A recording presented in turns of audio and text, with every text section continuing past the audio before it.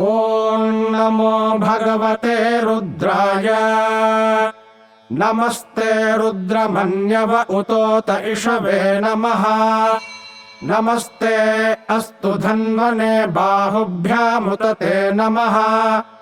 यात इषुः शिवतमा शिवं बभूव ते धनुः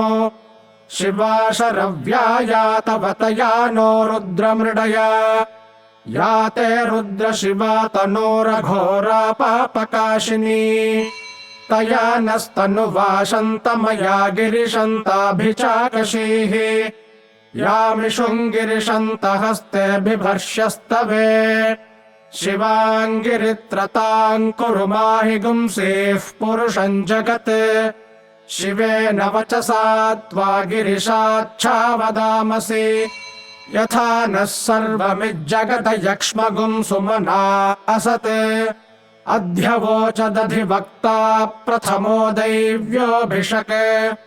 अहीगिश्च सर्वान् जम्भयन् सर्वाश्च यातु धान्यः असौ यस्ताम्रो अरुण उत बभ्रुः सुमङ्गलः ये चेमागुं रुद्रा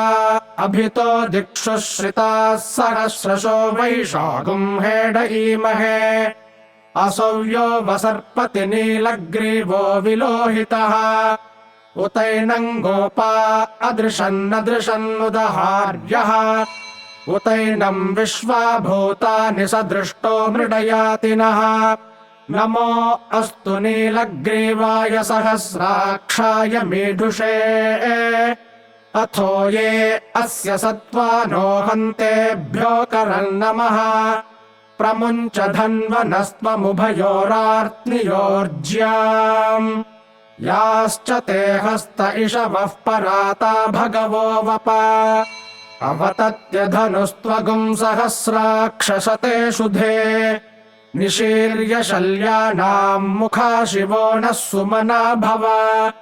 विज्यन् धनुः कपर्दिनो विशल्यो बाणवागुम् उत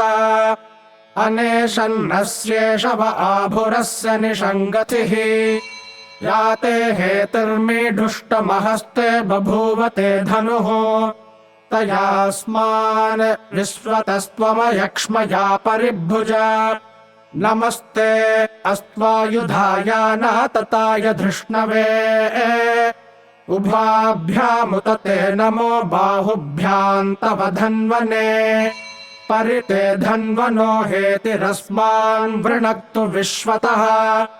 अथो य इषुधिस्तवारे अस्मन्निधेहितम् नमस्ते